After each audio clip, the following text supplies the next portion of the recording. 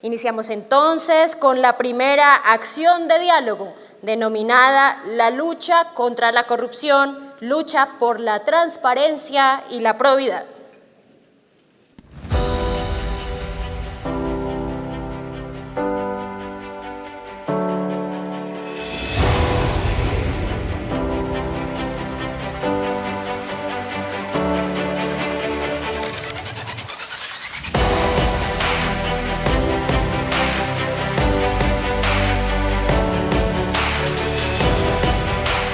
El Quindío se ha construido con el esfuerzo de varias generaciones.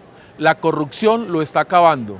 ¿Qué va a hacer para combatir este flagelo? Procurador, ¿qué acciones usted está tomando para proteger el patrimonio histórico de aquí de los cartageneros? Una de las herramientas de la Procuraduría General de la Nación para luchar contra la corrupción es su función disciplinaria. En 2019, inició, adelantó y falló cerca de 70.000 procesos contra servidores y particulares que ejercen funciones públicas o manejan dineros del Estado. Yo reviso la contratación, encuentro sospechosamente una contratación con la cooperativa, conozco a los hermanos del alcalde, me doy de cuenta que compraron nueva flota de buses. Las delegadas disciplinarias a nivel central, las 32 procuradurías regionales, 50 provinciales y 2 distritales profirieron en 2019 1.484 fallos de primera instancia, de los cuales 916 fueron sancionatorios y 568 absolutorios. Cuando en enero del 2016 ingresó el nuevo alcalde a su administración, empezamos a sentir las presiones directas e indirectas para acceder a sus pretensiones de dinero y poder tener así acceso a cumplir con las normas que exige la ley para adelantar un proyecto de construcción. En segunda instancia, el Ministerio Público emitió 649 fallos, 357 confirmaron la primera decisión y otros 100 hicieron modificaciones a algunos puntos de las sentencias disciplinarias. Córdoba en el año 2010-2012 tenía apenas 10 pacientes hemofílicos, que era solo un caso en 5.000 o 10.000 personas. Son casos extremadamente difíciles, raros. Y de la noche a la mañana, de 10 pacientes se sube a 128 pacientes. Entonces empezamos a averiguar y descubrimos que todos esos pacientes eran falsos. El 34% de las sanciones correspondieron a destituciones e inhabilidades y el 53% a suspensiones. Lo ocurrido en la institución fue que en un par de días de servido, las carnes llegaron sin la cocción apropiada, no todas, algunas de ellas estaban un poco duras en su parte interior y en una segunda oportunidad una sopa de lentejas pues salió con unos gorgojos. Entre las 384 sanciones a funcionarios de cargos de elección, 176 cobijaron a congresistas, concejales, diputados y ediles, 204 alcaldes y 4 a gobernadores. Pienso que es como el ladrón de sueños y esperanzas, como de todo el pueblo y de toda la gente. Y pues, bueno, sin duda un ladrón gigante de sueños, de vidas, de oportunidades y que de alguna manera ha sembrado tristeza y desesperanza. Estamos en un país que es libre de expresión, un país donde nosotros deberíamos de hacer todo correctamente como se debe. Y creo que eso también se trata de denunciar, porque cuando no se denuncia la corrupción, pues ella va a seguir. Entonces sí tenemos que como alentar a las personas y decirles, ¿quieres denunciar algo? ¿Quieres que hagan algo? Pues ve a este lugar y puedes denunciar ahí. Y por eso es que uno debe apoyar estos entes de control, porque estos entes de control pues van buscando estas personas corruptas del país. Necesitamos es que la ley le dé más dientes para que ataquen de frente a la corrupción y pueda Colombia salir a flote. Con el paso del tiempo pues ha ido mejorando mucho el tipo de carnes, cómo iban a llegar, qué días, ha mejorado demasiado, que es algo sano y que es controlado por la Procuraduría y que nos brinda un buen servicio y nos ayuda demasiado, que nos beneficia mucho. Yo veo a la Procuraduría General de la Nación como una innovación. Ha mejorado o ha cambiado la función del Ministerio Público, ¿cierto? Ojalá eso siga, ojalá eso continúe para beneficio de Colombia. Se ha logrado a que se sancione a los corruptos en Córdoba, ¿verdad? Fue este órgano de control, la Procuraduría, la que llevó a cabo las investigaciones a fondo en ayuda con nosotros los veedores, ¿verdad? Y se logró a través de actos administrativos sancionar a los corruptos aquí en el departamento de Córdoba. Con gran satisfacción vemos los resultados. La Procuraduría General emitió un primer fallo el 7 de mayo de este año en que los acusaba del delito de concusión al alcalde y a los concejales. La Procuraduría nos ha abierto las puertas y ha develado que uno puede sentirse apoyado por la Procuraduría. Denunciar y perder el miedo a estos delincuentes, porque el miedo de la gente es el escudo de los delincuentes.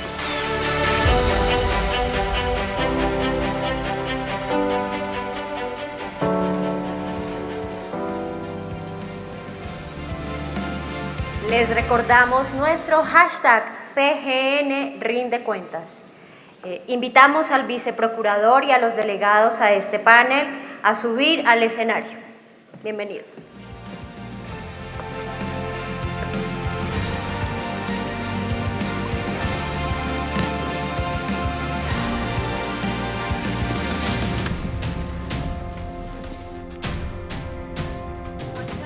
Cortés González, viceprocurador general de la Nación, estará moderando este espacio. Viceprocurador, adelante. Muchas gracias. Un saludo muy especial a quienes nos acompañan presencialmente, a quienes siguen la transmisión de esta rendición de cuentas 2019.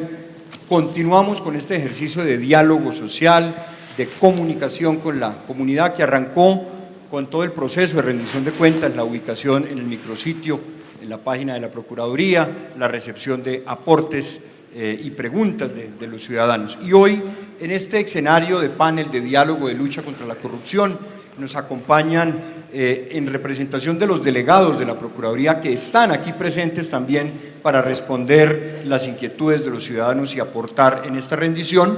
Delegadas y delegados, el gusto de presentar a la doctora Catalina Balcázar, delegada de Vigilancia Administrativa, la doctora Gloria Janet Quintero, delegada para la contratación, vigilancia contractual, la doctora Olga Lucía Alfonso, delegada de Moralidad, y el doctor Camilo Rego, delegado de contratación. Vamos a hablar sobre la corrupción, ese fenómeno tan letal, ese cáncer que mina la democracia y pone en peligro el mismo Estado social de derecho. Hoy las mediciones internacionales sobre percepción, los estudios internacionales resaltan el papel de este fenómeno en la debilidad o no de las sociedades. Ya desde 1996 el Banco Mundial señalaba que el fenómeno de corrupción apunta a desacreditar el Estado y a generar pobreza y afectar el desarrollo económico y social de los pueblos. Corrupción, esa apropiación de lo público por lo privado, por el interés particular que se desorienta y que no permite la realización del interés general. Esa confusión de lo privado que pretende, con un interés particular, quitar la prevalencia de lo general. Este es un fenómeno que ha mutado, como el procurador lo ha señalado, que ha cambiado, que va desde comportamientos pequeños que pensamos que son leves, pero que son muy delicados, como la coima para pasar una cola, para ganar un puesto en una fila, para anticipar un papel frente a los otros, y que va migrando a modelos más estructurados que hoy nos enfrenta a empresas criminales que además pretenden robar recursos del erario público y que con ello afectan no solamente las finanzas de la nación, sino que roban los derechos de la gente.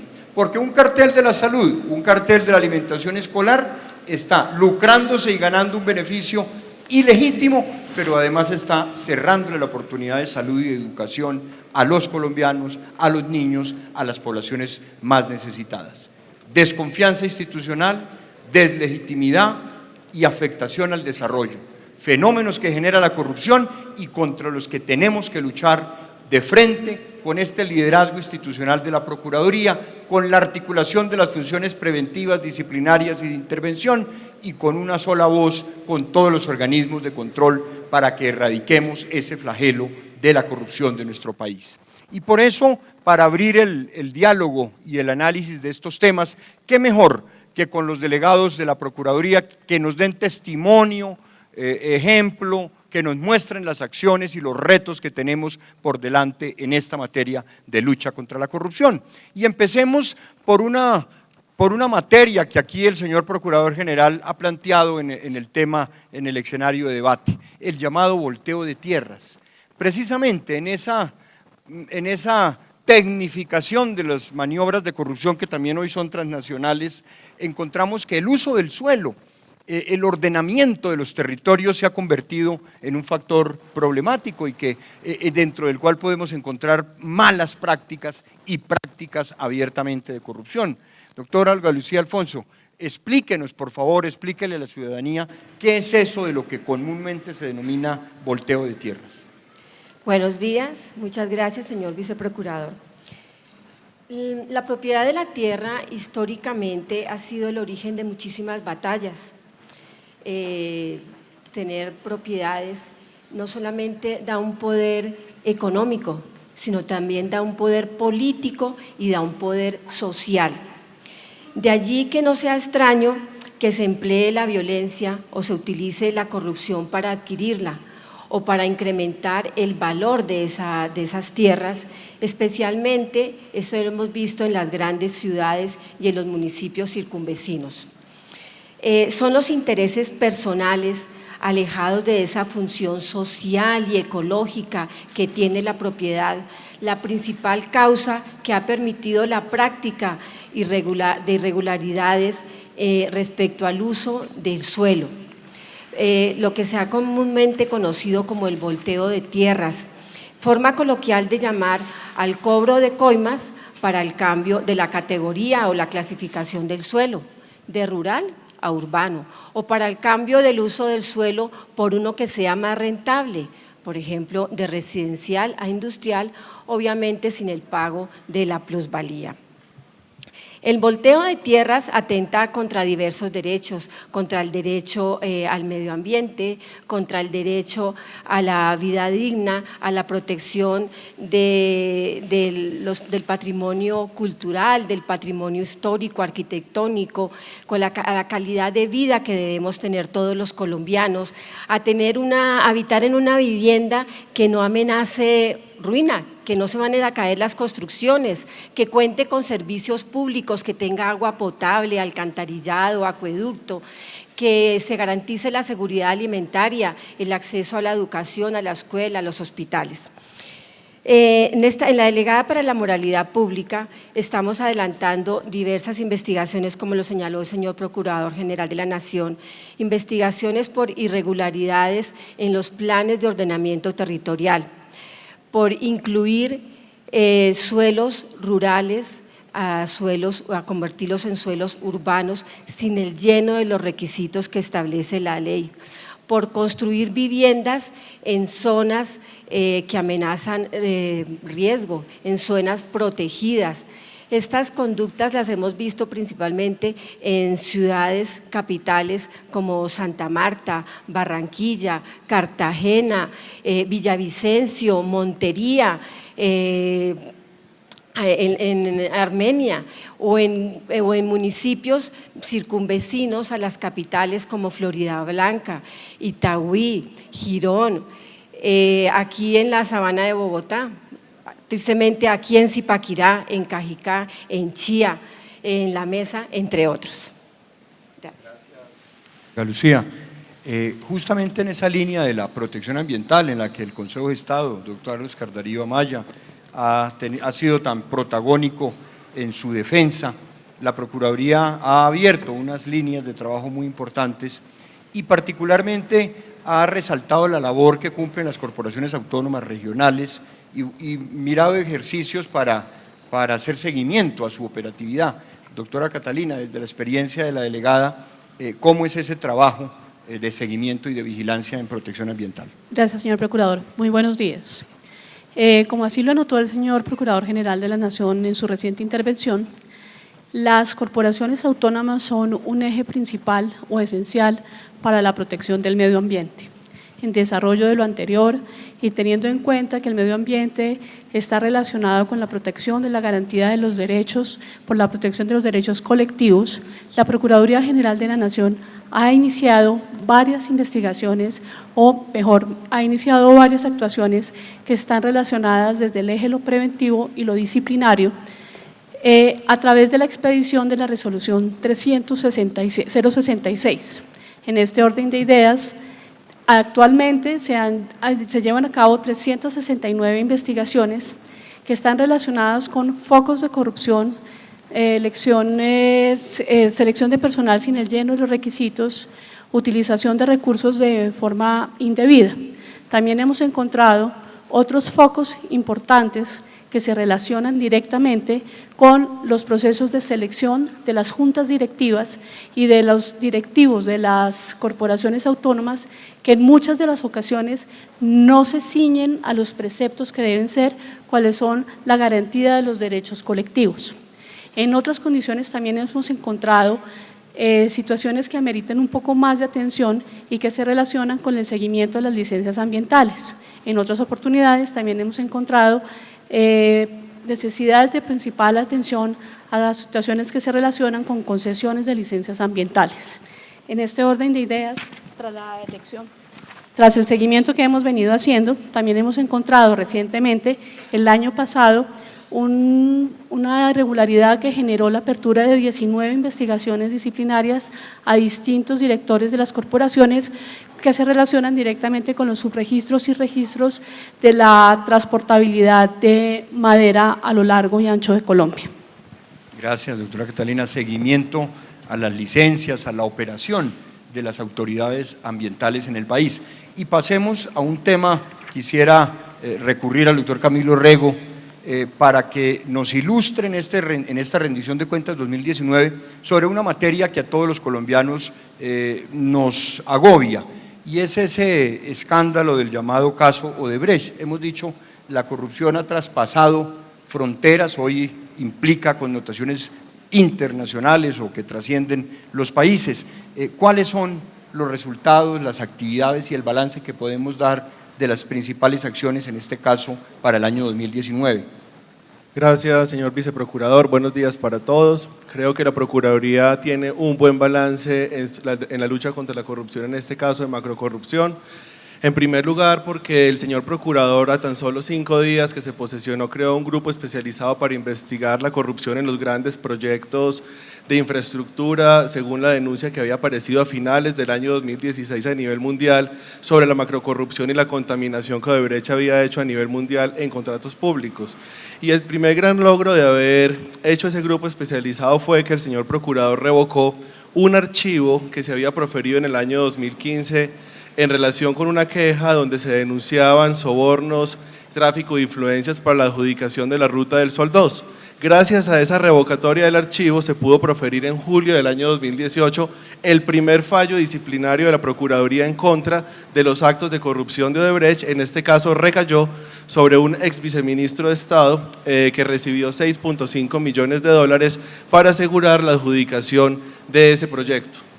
Siguiendo con esa línea y gracias a la investigación que adelantó la Procuraduría, en diciembre del año pasado pudimos formularle cargos por primera vez a nivel disciplinario a un concesionario de la infraestructura vial del país. En este caso, llamamos a juicio disciplinario a los representantes legales y miembros de la Junta Directiva del concesionario Ruta del Sol 2 por presuntamente haber dispuesto de 44.000 millones de pesos de manera irregular, entre otras cosas, para desviar recursos que pertenecían a la concesión para pagar, entre otras cosas, coimas y sobornos a funcionarios del Estado. Eso creo que es un hito que hace que la Procuraduría se sienta orgullosa porque ha desplegado de manera fuerte y vehemente su función disciplinaria en contra, por ejemplo, en este caso de particulares. También respecto de esta línea de investigación de la Ruta del Sol 2, la Procuraduría formuló cargos a una ex viceministra de Ambiente y exdirectora de la ANLA por haber violado la puerta giratoria, y está llamando también a juicio a un ex asesor del Ministerio de Comercio por haber hecho, al parecer, gestiones indebidas para la suscripción de un contrato, en este caso de estabilidad jurídica, que le arrojó beneficios a Odebrecht que podrían rondar el orden de los 300.000 millones de pesos. También es importante recordar el llamamiento a juicio disciplinario que se hace a las 2 exministras de Estado por, al parecer, haber quebrantado el régimen de conflicto de intereses a la hora en que se suscribió una transversal Ocaña-Gamarra. Pero también la Procuraduría ha tenido otros resultados en otros proyectos importantes, como en el proyecto del caso Navelena, donde se sancionó a 14 altos directivos del Banco Agrario por irregularidades en el préstamo del Banco Agrario al proyecto Navelena. Gracias, doctor Camilo, y continúan las acciones y el desarrollo de los procesos aún en curso. En esta línea de diálogo planteo sobre la mesa el tema contractual, que genera grandes inquietudes también por ser la contratación pública, ese mecanismo potente que compromete muchos recursos de los colombianos y que a través de la contratación se desarrollan los fines y los servicios públicos en el país. Doctora Gloria Janet, en esta experiencia, y vale la oportunidad para también que los alcaldes que se están posesionando, los gobernadores, las nuevas administraciones territoriales conozcan de la experiencia de la Procuraduría, cuáles son esas malas prácticas o esas conductas que han sido mayormente investigadas en materia contractual. Buenos días para todos. Bueno, cuando en las entidades públicas se adelantan procesos de contratación, se deben cumplir con los principios y reglas contenidos en la Constitución, la ley y los manuales. Es por ello que cuando los servidores públicos y particulares que participan en estos procesos desconocen el ordenamiento jurídico, atentan contra los fines de la contratación, que se reflejan directamente en el interés general y el beneficio de la comunidad. Dentro de las investigaciones que hemos adelantado en la Procuraduría General de la Nación, observamos con frecuencia irregularidades relacionadas con la indebida planeación, con violación al principio de transparencia, se elude la modalidad de contratación que corresponde, se incluyen condiciones restrictivas, se contrata con entidades, con personas naturales o jurídicas que no tienen la capacidad, idoneidad o experiencia para ejecutar el objeto de estos contratos. Observamos también deficiencias en la supervisión e interventoría e incluso tenemos casos en los cuales se paga por bienes y servicios sin que medie relación contractual. Podemos citar algunos ejemplos rápidamente donde se han proferido decisiones sancionatorias muy drásticas consistentes en destitución e inhabilidad entre 10 y 20 años. En punto a la planeación podemos referir el caso de un exdirector de una corporación autónoma regional, quien suscribió un convenio en el 2015 utilizando estudios y diseños que se habían elaborado en los años 2009 y 2010 que eran totalmente obsoletos.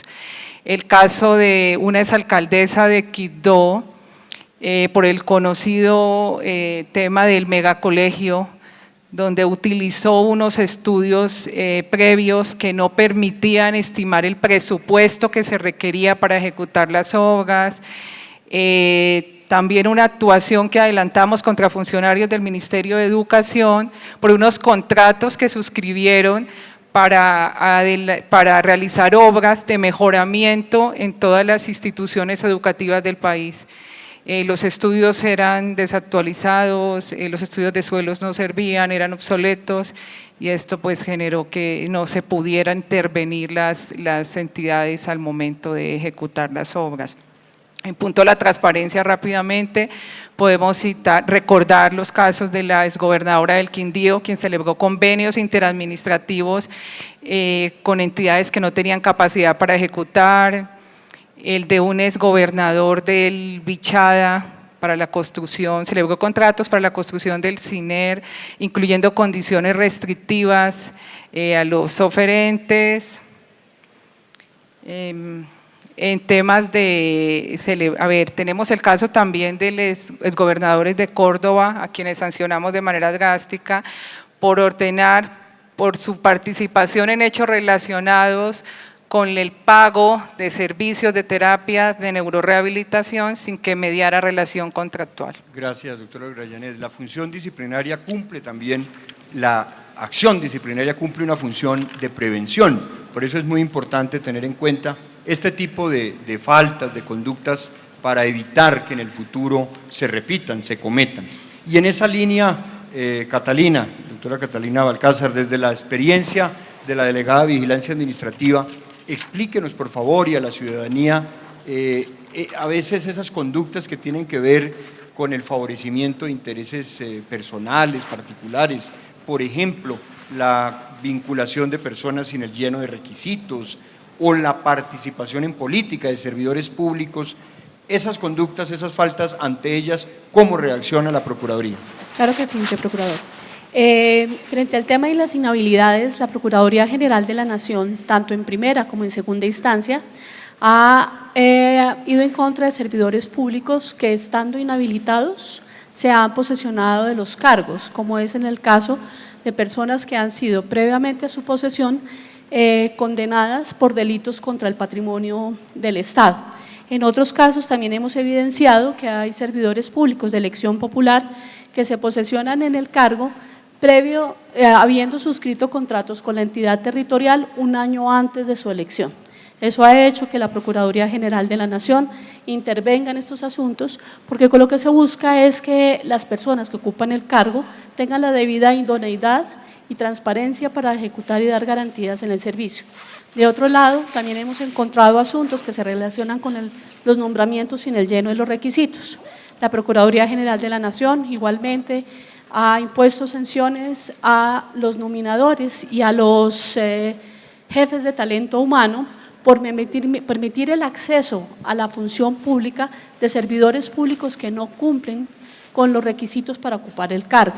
También hemos evidenciado otros asuntos que se relacionan con la modificación de los manuales de funciones, cuyo fin último es permitir el acceso a la función pública de personas que no están capacitadas o no tienen las condiciones para hacerlo.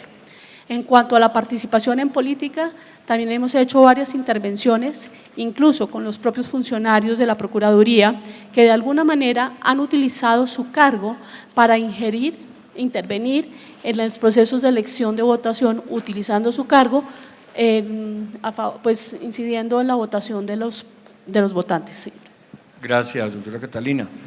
Conductas que vamos y estamos contribuyendo a erradicar, como lo mencionaba en el proceso electoral pasado, más de 25 servidores públicos que incurrieron en conducta de participación en política y que fueron sujetos de la acción disciplinaria. Y volvamos para el tema de los resultados, doctora Olga Lucía, en esa materia tan importante del control al uso legítimo del suelo, al ordenamiento territorial adecuado, al control del volteo de tierras. ¿Qué acciones y qué resultados podemos contarle a la ciudadanía en esta rendición de cuentas 2019? La Procuraduría Delegada para la Moralidad Pública, en cumplimiento de una asignación especial que nos hizo el señor Procurador General de la Nación en temas de ordenamiento territorial, viene trabajando con un equipo interdisciplinario de expertos en ordenamiento territorial y en urbanismo en dos ejes fundamentales: el eje disciplinario y en la construcción de capacidades institucionales al interior de este órgano de control. En el eje disciplinario, actualmente tenemos investigaciones en 20 departamentos de los 32 que tiene el país. Estas investigaciones las estamos adelantando contra aproximadamente 500 servidores públicos, de los cuales casi 70 son alcaldes, 200 concejales, 70 secretarios de planeación y 200 funcionarios de las corporaciones autónomas regionales, de las curadurías y de entidades del orden nacional. Hemos proferido el fallo en el caso tan sonado del Rosal, en donde por mantener la aprobación del esquema de ordenamiento territorial adoptado en 2015, el alcalde y 5 concejales exigieron coimas a propietarios de unas tierras. Actualmente tenemos 20 procesos en los que el 20% de los procesos que tenemos en nuestra delegada en temas de ordenamiento hemos proferido cargos y el 75% de los procesos se encuentran en etapa probatoria. En el segundo eje hemos realizado las siguientes actividades. Hicimos una jornada de capacitación dirigida a los jefes de control interno de los entes territoriales, de los municipios, sobre el rol del ordenamiento territorial en la lucha contra la corrupción y la garantía de derechos. También impartimos un diplomado dirigido a todas las procuradurías regionales, provinciales y distritales sobre los temas disciplinarios atinentes al ordenamiento territorial. Actualmente estamos elaborando una guía disciplinaria en temas de ordenamiento territorial para que el Ministerio Público se encuentre capacitado a nivel nacional para adelantar este tipo de acciones disciplinarias. Gracias, Olga Lucía. Muy importante esta acción conjunta con los municipios para prevenir hacia el futuro este tipo de prácticas. Y hablemos un poco de una temática que nos preguntaban, nos consultaban con ocasión del informe publicado en la página de la Procuraduría, y es la relación entre Procuraduría y particulares. Cada vez más los particulares participan en la gestión pública, en temas como la salud, en las concesiones. ¿Cómo es la relación de los particulares con la Procuraduría? ¿Puede la Procuraduría General investigar y sancionar a particulares, especialmente aquellos que cumplen funciones públicas? Doctor Camilo Rego. Sí lo puede hacer, señor viceprocurador, así lo señala el Código Disciplinario Único cuando se refiere a que son objeto del control disciplinario cuando administran justamente recursos públicos o cumplen una función administrativa. En ese sentido, esa relación entre la Procuraduría y los particulares no solamente se da desde el punto de vista disciplinario, sino también desde la promoción que la Procuraduría hace de los derechos, y en este caso el derecho a la participación que tienen los ciudadanos en la toma de decisiones públicas, y eso los lleva a ser administradores de grandes concesiones o a ser depositarios de funciones públicas o a recibir recursos para prestar servicios que le interesan a todos los ciudadanos. En este caso, la Procuraduría, para destacar, por ejemplo, 4 líneas importantes de control frente a estos particulares. El primero de ellos es un caso muy emblemático que se dio en la ciudad de Barranquilla, en el caso de la empresa AAA, donde la Procuraduría pudo identificar un contrato de asistencia técnica que no tenía soportes de ejecución, y con esa instrucción que se da, se solicita en virtud del artículo 160 del Código Disciplinario la suspensión de este contrato. ¿Qué arrojó la suspensión de este contrato en términos de beneficio para lo público? Cuando se encontraba esa deficiencia en los soportes materiales de que se estaban prestando los servicios que se pagaban, pues que se ahorraran 1.500 millones de pesos mensuales a una empresa donde el distrito de Barranquilla tiene el 14% de sus acciones. También a la par se hace el llamamiento a juicio verbal a 3 exgerentes, se termina el proceso sancionando a 2 con pena de inhabilidad, pero adicionalmente se les impone una multa que ascendió a los 35.000 millones de pesos, porque esto correspondía al doble del detrimento que se le causó a la ciudad de Barranquilla por esa gestión imperfecta de estos asuntos al interior de esta empresa. Valga notar además que la primera vez que una de estas empresas es sancionada en cabeza de sus representantes legales, porque para el caso de las personas jurídicas se predica la responsabilidad respecto del representante legal y la Junta, pero también se ha profundizado en el control en la administración de los recursos que hacen las EPS. Y en este caso la Procuraduría ha avanzado en vigilar la forma como estas EPS administran los recursos públicos, al punto que le solicitamos a la Superintendencia Nacional de Salud, en virtud de una acción disciplinaria, la suspensión de unas prácticas empresariales que nos ofrecieron dudas por la forma que se estaban haciendo, generación de sobrecostos, apropiaciones indebidas de recursos por el orden de 100.000 millones de pesos, y la Super tomó la decisión efectivamente de seguir con la recomendación de la Procuraduría de suspender esas prácticas empresariales. También valga notar el que comentábamos ahora, el caso del concesionario de la Ruta del Sol 2, donde la Procuraduría hizo la vigilancia por la administración y la gestión de los asuntos públicos, y una muy novedosa, que es frente a un particular que tenía un contrato de prestación de servicios que lo utilizó para hacer política. Esa no es la finalidad de los contratos de prestación de servicios. Solicitamos la suspensión también en virtud del artículo 160 y la obtuvimos por esa dejación de la finalidad del contrato y la razón para la cual estaba hecha. Luego son objeto de nuestro control, les colaboramos, pero también los vigilamos con todas nuestras funciones. Entonces, representantes legales, miembros de junta, de particulares que administren recursos públicos y cumplan funciones públicas, se someten a la vigilancia disciplinaria de la Procuraduría. Bien, nos aprestamos a recoger las preguntas del público asistente en este hermoso coliseo. Vamos organizándonos para ese efecto, y antes de dar paso a la voz de ustedes, Doctora Groyanet, una inquietud también que nos consultan muy a menudo, la suspensión provisional de servidores públicos, una figura que aplica para ciertos casos cuando hay posibilidades de que una falta se cometa nuevamente, haya reiteración de la misma. ¿En qué casos opera? ¿Es un instrumento importante para la lucha contra la corrupción esa figura de la suspensión? La suspensión provisional es una figura que está consagrada en la legislación colombiana hace más de 20 años. Nos permite separar de manera temporal del cargo, función o servicio a un servidor público cuando se cuente con elementos que permitan inferir que puede intervenir en la investigación, reiterar la conducta o continuar cometiéndola. Sin lugar a dudas, es una importante herramienta en la lucha contra la corrupción, precisamente por su oportunidad e inmediatez. Durante los últimos 3 años, en la Procuraduría General de la Nación, hemos venido utilizando esta figura con mucha frecuencia en todo el territorio nacional, obteniendo importantes resultados en materia de protección de derechos y defensa del patrimonio público. Han sido objeto de esta medida el exalcalde de Cartagena por hechos relacionados con el desplome de un edificio, el edificio Blas de Lezo, por esta tragedia. En materia de salud, separamos temporalmente del cargo a un superintendente nacional de salud por permitir que una EPS entrara en funcionamiento sin contar con la red de prestadores, a un exgobernador de San Andrés porque suscribió contratos con una IPS que no contaba con los especialistas, medicamentos, insumos y todo lo necesario para atender a la población de esta zona del país. En el departamento de Córdoba suspendimos a un exgobernador por el cartel de la hemofilia, en el mismo departamento a la secretaria de Mujer y Género por hechos relacionados con el conocido cartel del bastón.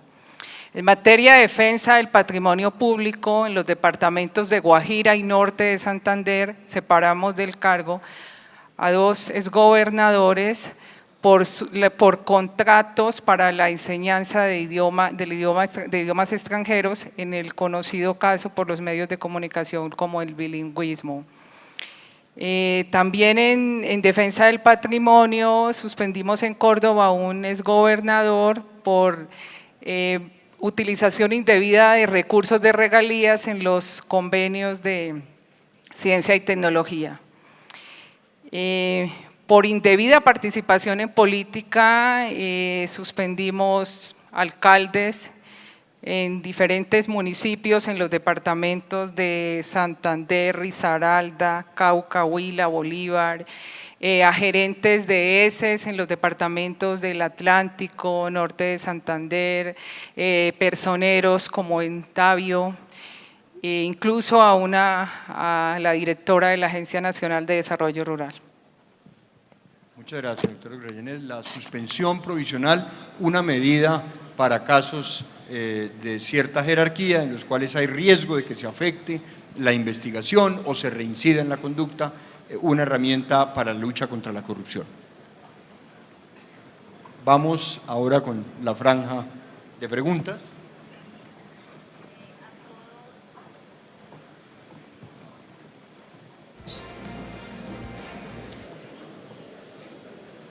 Ahora el micrófono.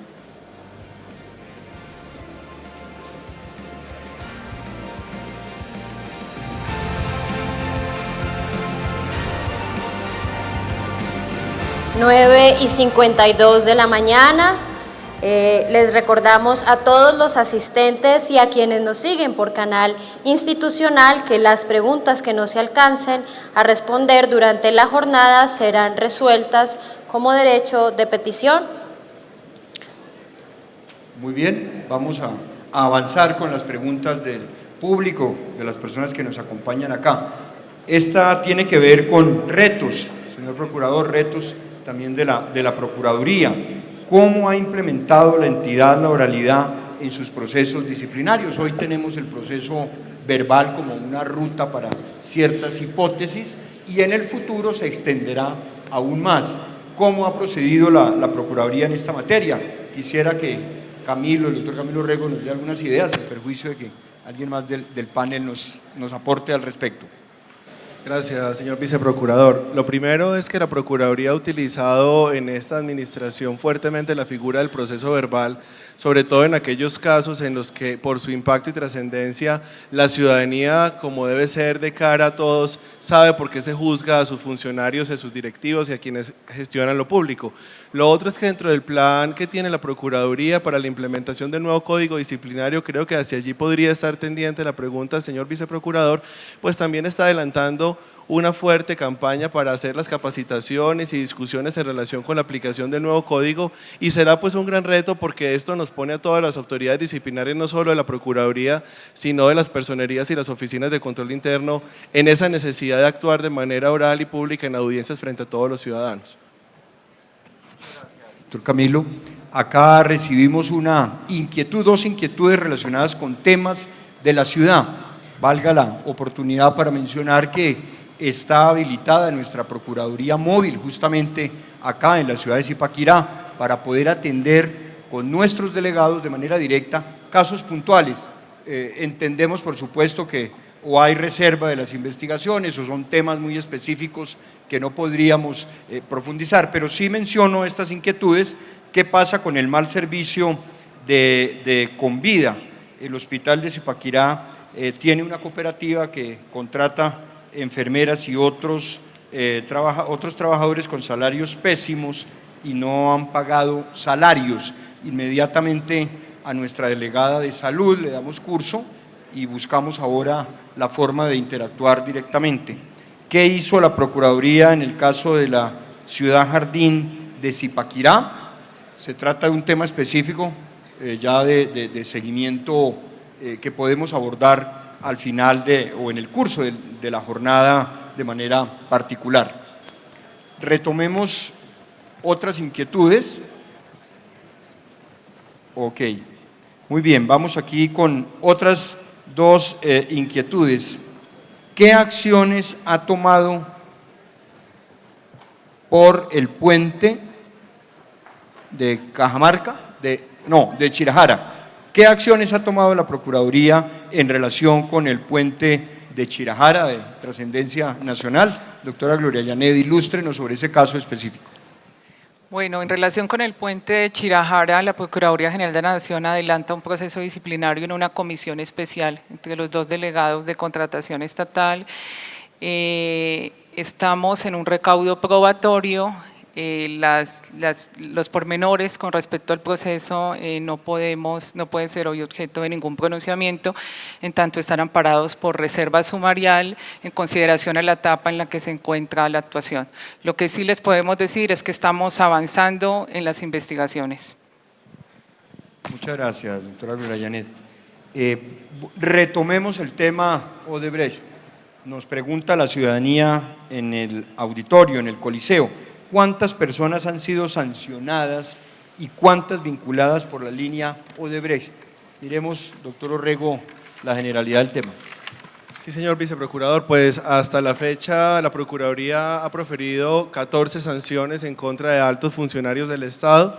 Se encuentran en fase de juzgamiento disciplinario 21 funcionarios y 7 particulares y se adelantan investigaciones en contra de aproximadamente 20-25 funcionarios públicos de diferentes entidades, al igual que en indagación preliminar estamos analizando una nueva línea que aparece sobre la violación eventual de la puerta giratoria, donde estamos buscando un número por determinar de funcionarios a los que Odebrecht pudo haber beneficiado con algún contrato luego de su retiro del servicio. Pero esa sería la cifra, señor viceprocurador. Gracias, doctor Orrego. Muy bien, mientras vamos definiendo si hay alguna otra inquietud del público, ¿hay una intervención tal vez?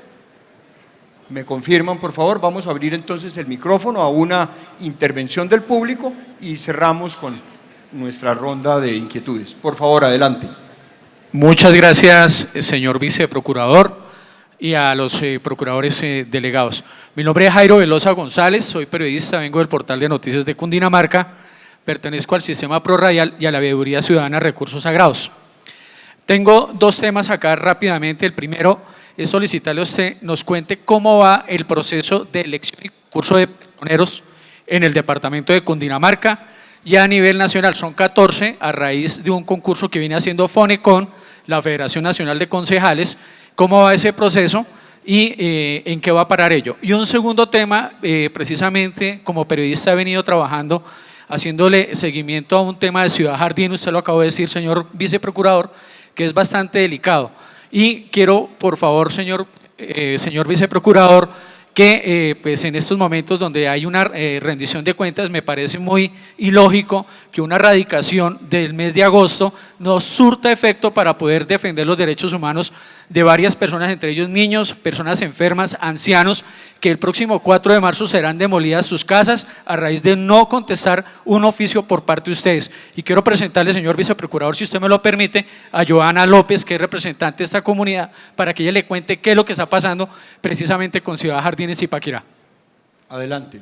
Muy buenos días, muchísimas gracias a todos. Mucho gusto, soy Joana López, soy líder de Ciudad Jardín acá en Zipaquirá.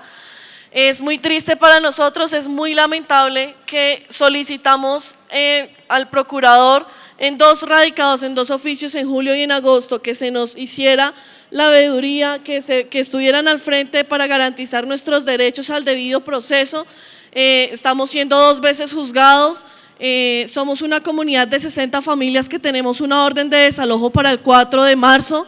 Estamos a punto de perder 60 familias nuestras casas. La mayoría de mi comunidad son personas de la tercera edad. Somos madres cabeza de familia, tenemos niños menores de 3 y 4 años. Tenemos personas que tienen discapacidad cognitiva y que están a punto de perder sus casas porque no nos han respondido los oficios.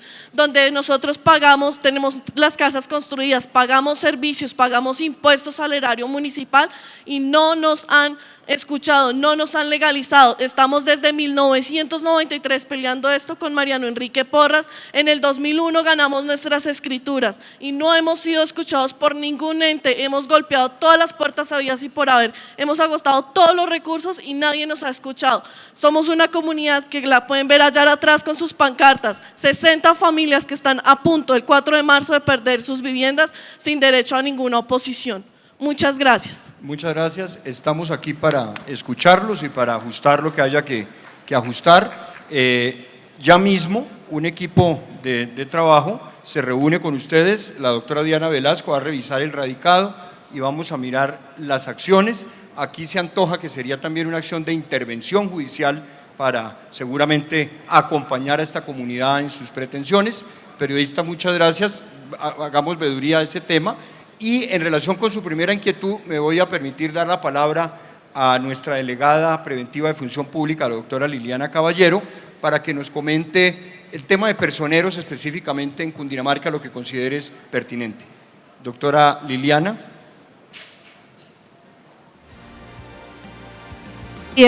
Muy buenos días, viceprocurador, y a quien hizo la consulta, el señor veedor. Cundinamarca tiene 116 municipios, 99 de ellos, 60 de ellos celebraron convenio con la SAP y hemos priorizado en consecuencia 55 municipios. Hemos encontrado varias irregularidades. 11 de los municipios hicieron sus convocatorias en un término inferior al previsto de 10 días. 4 de ellos publicaron sin la autorización de la plenaria y 33 no fueron publicados en el SECOP. Todos estos casos estamos tratando de que se tomen las medidas necesarias para que el concurso siga, que es el propósito, y que se mantenga el mérito. Y los que no, pues será necesario iniciar las acciones disciplinarias. Gracias, doctora Liliana. Estamos cerrando así este primer escenario de diálogo sobre la lucha contra la corrupción, quizá con 2 o 3 mensajes que nuestros delegados y el señor procurador resaltan y todo el equipo hoy. 1, lucha contra la corrupción, lucha contra las estructuras económicas que financian la corrupción y el delito. 2, lucha social a través de una fuerte cultura de erradicación de las prácticas corruptas y el fortalecimiento de los ojos ciudadanos de las veedurías y de la participación social para combatir este flagelo de la democracia contemporánea. Lucha contra la corrupción a través de nuevas herramientas. El señor Procurador radicará en el mes de marzo el proyecto de ley de probidad para fortalecer aún más algunas acciones y algunas herramientas, por ejemplo, protección de testigos, estímulo a esos quejosos, a esos testigos, la responsabilidad penal de las personas jurídicas para combatir este fenómeno. Y 4, modernización a través de la tecnología. Entre más abiertos y transparentes sean los procesos y más digitalizados estemos, quitaremos espacios a aquella minoría que pretende apropiarse de lo público en interés particular. Muchas gracias, muy fructífera esta participación en nuestro diálogo sobre lucha contra la corrupción y gestión disciplinaria.